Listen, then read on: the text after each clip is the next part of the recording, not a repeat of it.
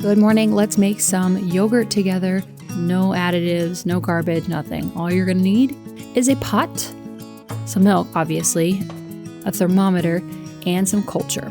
And by culture, I mean a yogurt from the store or maybe from a previous batch that you've already made or a friend has made. You wanna make sure there's no added sugars, no natural flavors, no gums, just a pure Greek, preferably organic yogurt with the culture. You just wanna pull that out of the fridge and get it to room temperature.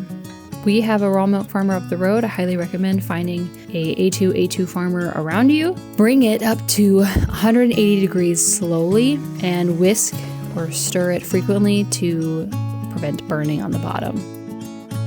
I don't actually stir it that frequently. I just have it on such a low heat it doesn't burn. This recipe is from Nourishing Traditions.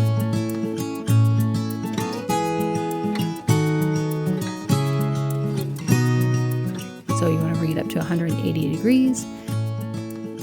And once you reach that temp, you want to remove it from the heat.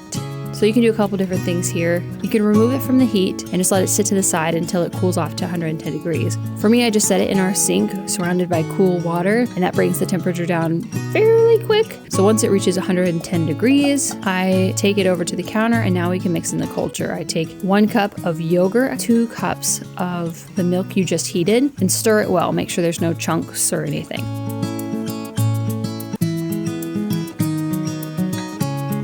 Incorporate both of those and stir it well.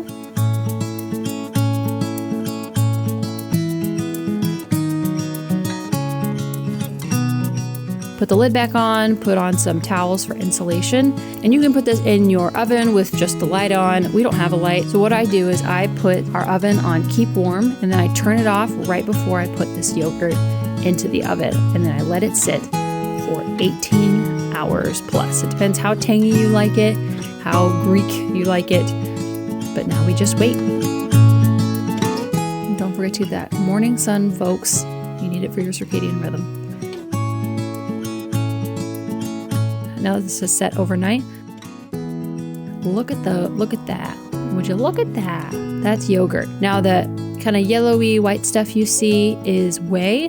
You can absolutely strain this if you would like. I prefer actually that it stay in. We meal prep with this, and so we put it in like little mason jars with a bunch of fruit and chia seeds and stuff. And so by the time we like add all the other stuff, the chia seeds kind of absorb the other moisture, and it's honestly it's perfect. And for me, I'm simple and lazy, and this works perfect for us. Hope this video was valuable to you. If you like it, please let me know because everybody loves external validation. Okay, bye.